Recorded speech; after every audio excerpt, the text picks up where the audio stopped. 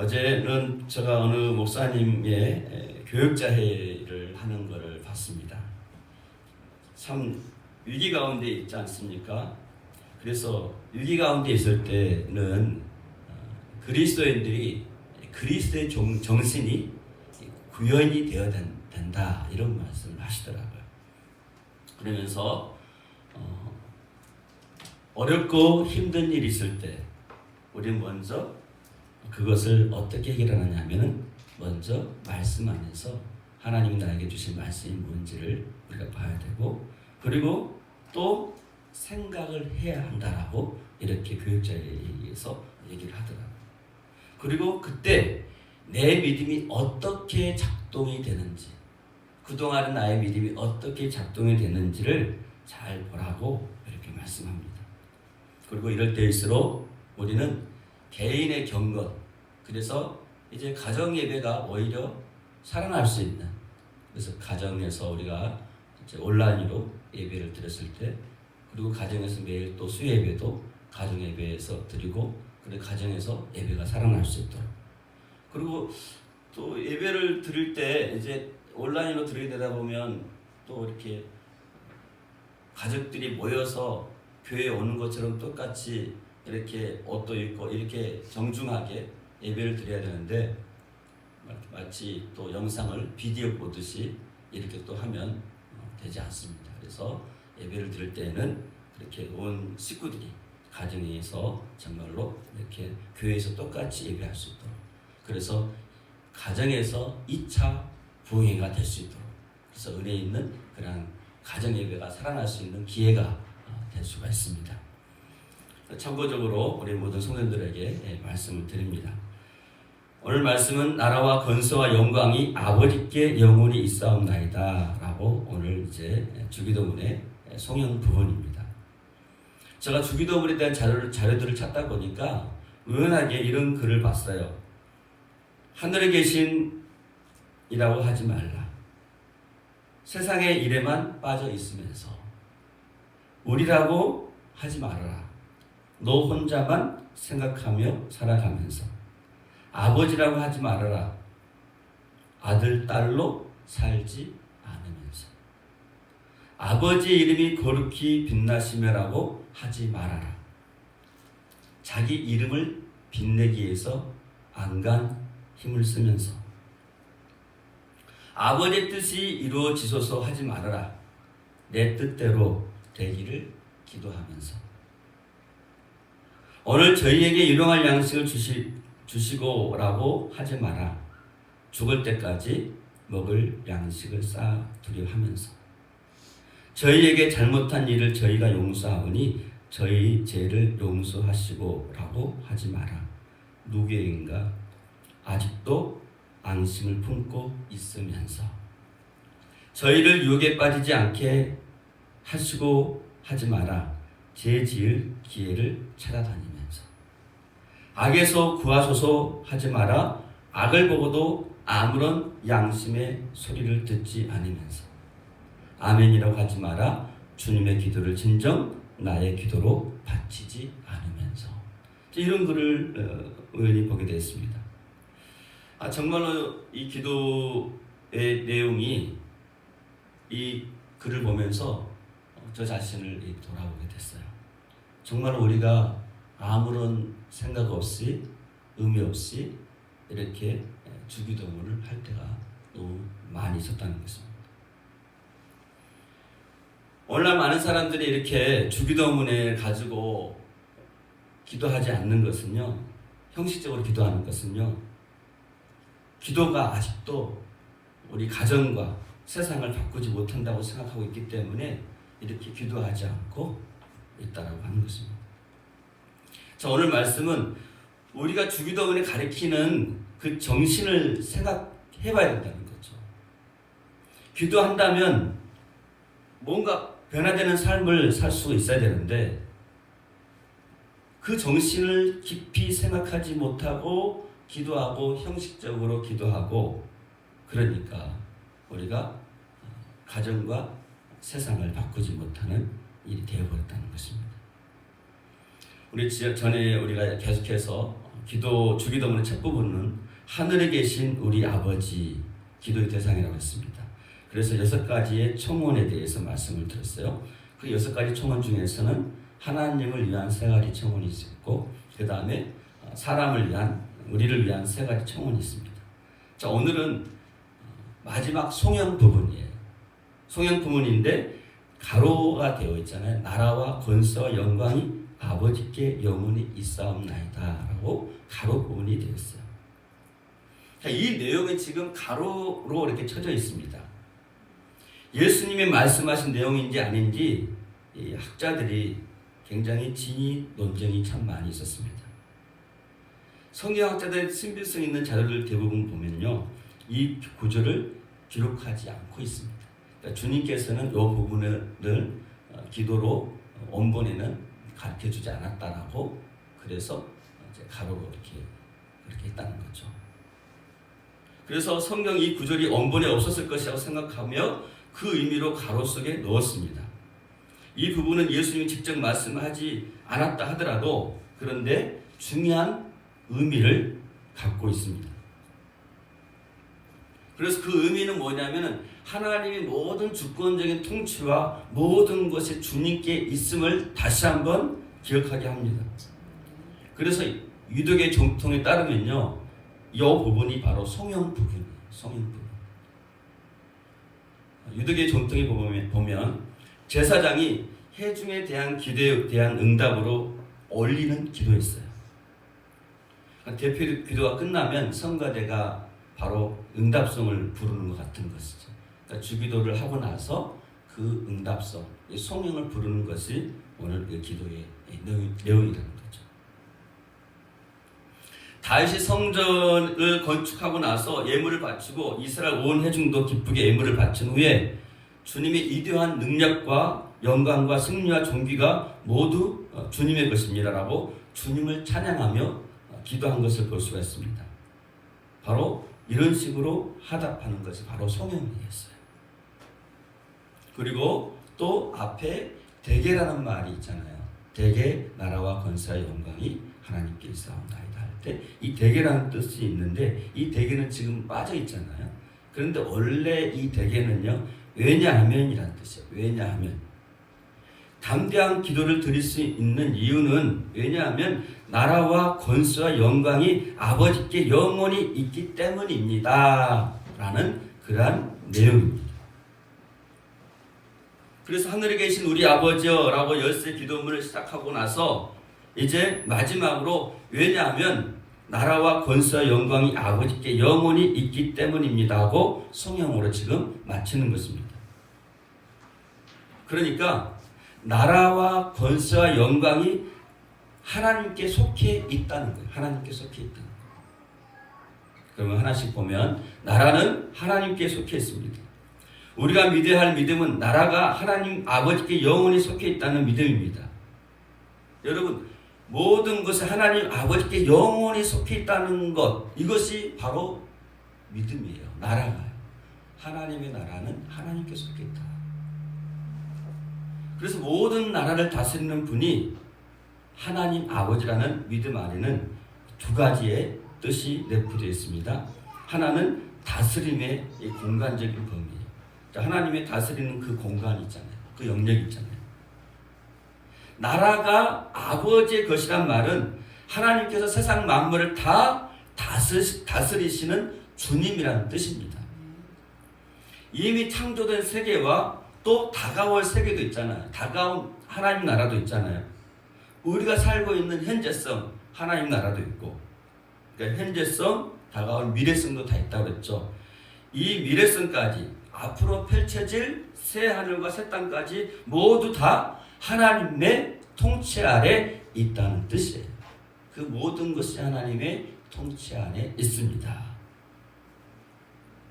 여러분, 이 세상에 하나님은 이 세상의 통치자들과 현격한 차이가 있습니다. 이 세상의 통치자들은요, 다스리는 영역이 굉장히 제한되어 있습니다. 반면에 하나님의 통치는 미치지 않는 곳이 없다고 했어요. 시편 145편 13절에 주의 나라는 영원한 나라니 주의 통치는 대대에 이르리이다 그랬어요.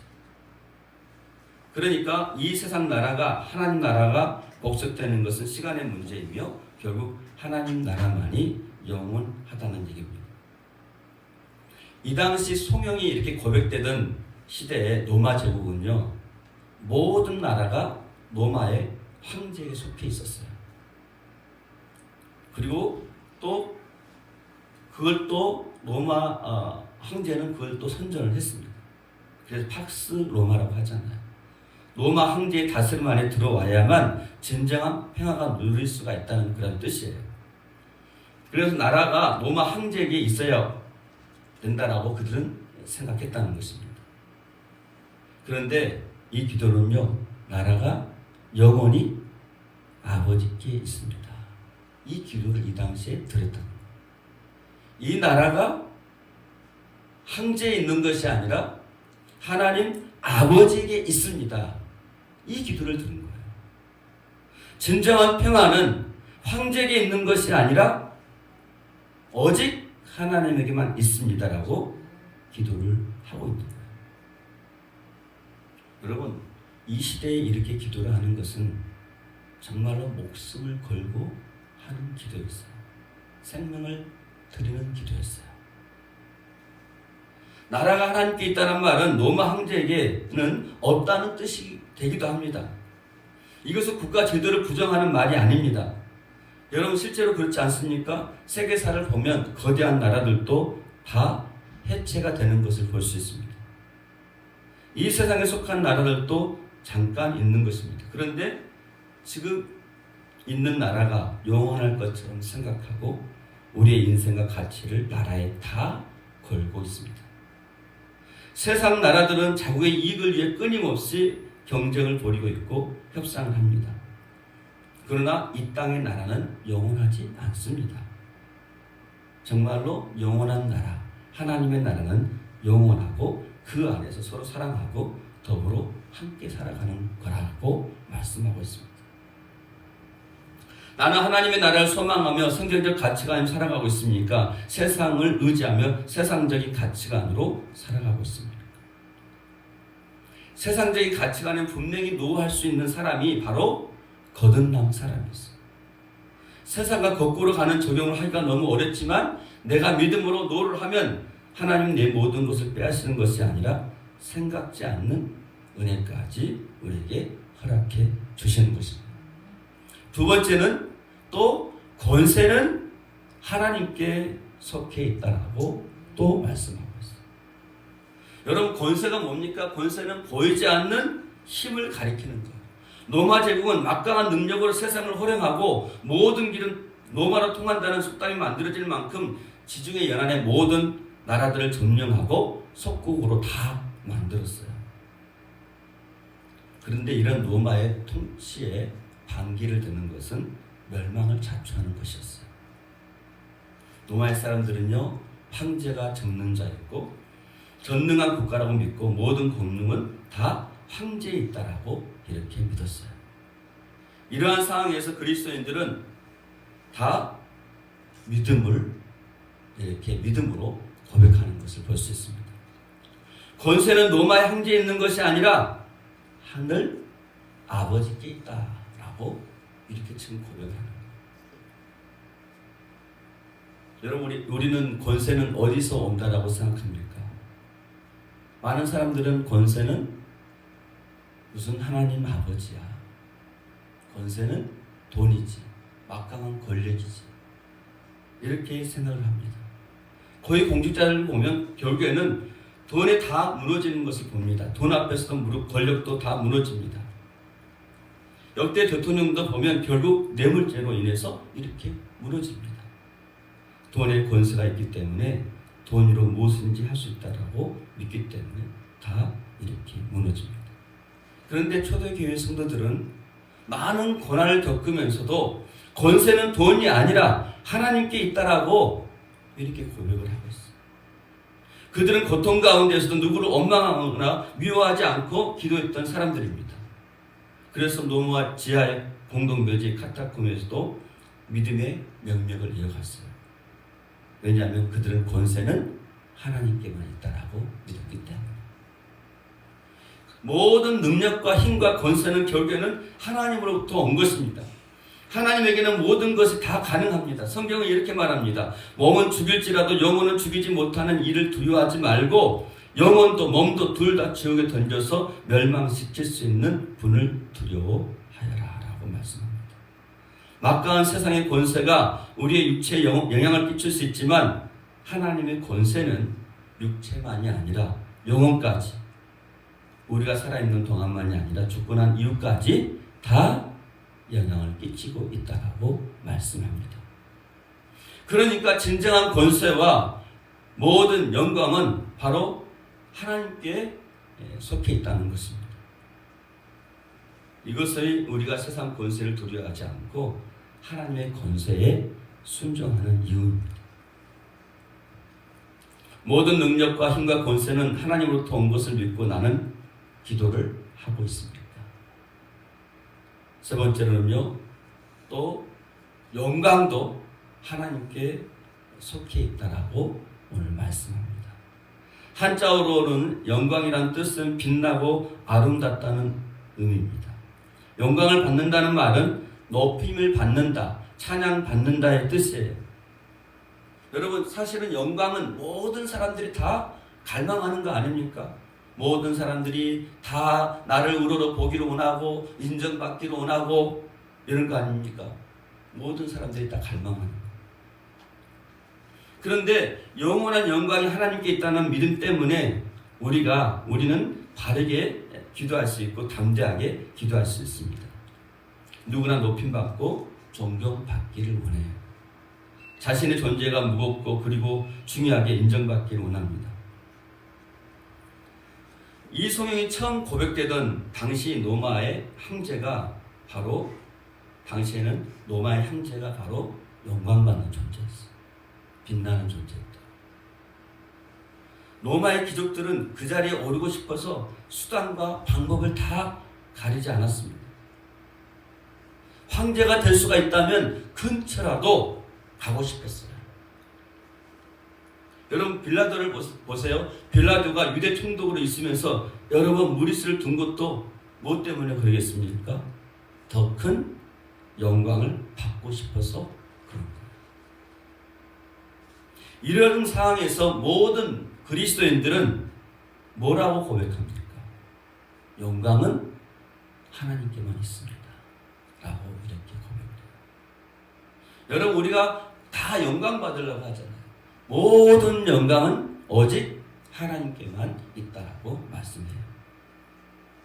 여러분, 가장 가까이에서 하나님 뵙고 수종드는 천사들도 이렇게 말합니다. 이사야 6장 3절에 보니까 서로 불러 이르되 거룩하다 거룩하다 만군의 여호와여 그의 영광이 온 땅에 충만하도다 그랬어요. 요한계시록 보면 24장로들이 나오는데 하나님의 보좌 앞에 엎드려 하나님을 찬양합니다. 요한계시록 4장 10절에 보니까 24장로들이 보좌에 앉으시니 하나님 앞에 엎드려 세세토록 사시는 이에게 경배하고 자기 간을 보좌 앞에 드리며 이르되 우리 주 하나님이여 영광과 존귀와 권능을 받으시는 것이 합당하오니. 모든 영광은 이렇게 하나님 아버지께 있다라고 이렇게 말씀합니다. 그리고 이제 그 영광은 일시적이 아니라 영원하다라고 말씀해요. 세상의 권세와 나라는 일시적입니다. 그들은 일어났다가 또 즉시 넘어집니다. 그렇지만 하나님의 나라와 권세와 영광은 영원히 무너지지 않습니다. 한 나라의 대통령이나 왕은 권세를 잡으면 그 권세가 영원히 유지되기를 원합니다. 그러나 세상 나라에는 영원한 통치가 불가능합니다. 오직 하나님 나라만이 영원하다라고 말씀합니다. 마지막으로 아멘은 진실, 충성, 믿음을 의미해요. 성도들은 이 말을 통해서 지금까지 이제 이렇게 기도하는 것이 진실입니다. 우리가 기도한 대로 이루어지기를 원합니다라는 그런 의미로 아멘을 하고 있는 것입니다. 진실하게 아멘으로 응답하는 기도자들은 저는 꼭 그렇게 하겠습니다 라고 하는 그러한 의미예요. 이게 바로 아멘이라는 뜻입니다. 그래서 나라와 권세와 영광이 오직 하나님께만 있음을 고백하는 사람들은 이 세상에서 여러분 그러면 어떻게 살아가야 되는지를 우리 한번 말씀으로 여러분 목장에서 나누시기 바랍니다. 자, 결론을 말씀드리면요. 자, 나라와 권세와 영광이 정말 그분께 속해 있다는 것을 우리가 진정으로 알면 우리에게는 행동으로 변화된 삶으로 살아갈 수밖에 없다는 것입니다. 왜냐하면 우리는 그 나라의 백성이잖아요. 그러니까 이 당시에 주기도문을 이렇게 했던 1세기 때 이렇게 했던 분들은 그 믿음은요 엄청난 대단한 믿음이잖아요. 그분을 정말로 이러한 믿음을 믿고 갖고 따를 때 우리가 다른 행동을 하면 다르게 살아갈 수밖에 없다는 것입니다. 그분의 목적대로 살아갈 수밖에 없다는 거예요. 그렇기 때문에 이 기도는 우리를 행동으로 이끌 뿐만 아니라 삶의 현장에서 다 기도하게 합니다. 우리는 행동하며 이 기도를 드립니다. 왜냐하면 나라와 권세와 영광이 그분께 속해 있기 때문에. 그렇죠? 나라와 권세와 영광이 그분께 속해 있기 때문에 주님께서 이 기도를 할 수밖에 없다는 것입니다. 그래서 주기도문은 박해와 실험 가운데서 그들은 주님께서 남겨주신 주기도문을 귀한 보물로 은혜의 수단으로 생각하면서 주님의 십자가와 부활 사건을 회상하고 주님께 맡겨주신 사명을 재확인하고 그리고 약속대로 하나님의 나라와 궁극적 승리를 가지고 오실 주님의 재림을 대망하면서 생명을 걸고 기도했던 것입니다. 그래서 이 주기도문은 단지 예수님의 제자들과 초대교회 성도들에게만 주어진 것이 아니고 모든 시대를 다 초월해서 주님이 다시 오시는 그날까지 모든 신학교의 성도들에게 다 주어진 기도문이기도 합니다. 그래서 그리스도의 복음이 가는 곳곳마다 이 주기도문을 다 따라갔고 그리스도의 복음을 받고 하나님의 자녀된 자마다 또한 주기도문을 고백할 수밖에 없었던 것입니다.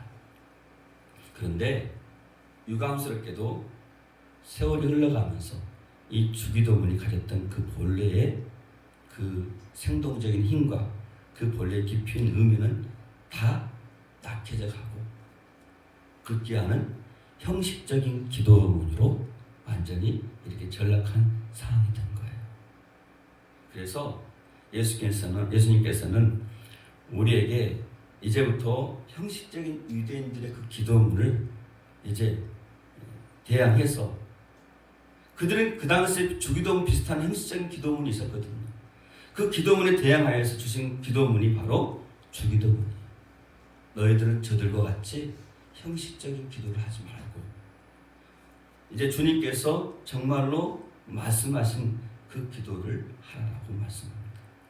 그렇기 때문에 저와 여러분은 형식적인 주기도문이 아니라 우리의 기도가 이제는 정말로 회복되어져야 합니다. 그래서 예수님께서 가르쳐주신 그 놀라운 기도, 그 주기도문을 통해서 우리가 진정으로 회복하고 그래서 정말로 하나님의 기쁨이 되어지는 저와 여러분 다 되기를 주의 이름으로 축원합니다. 기도하겠습니다.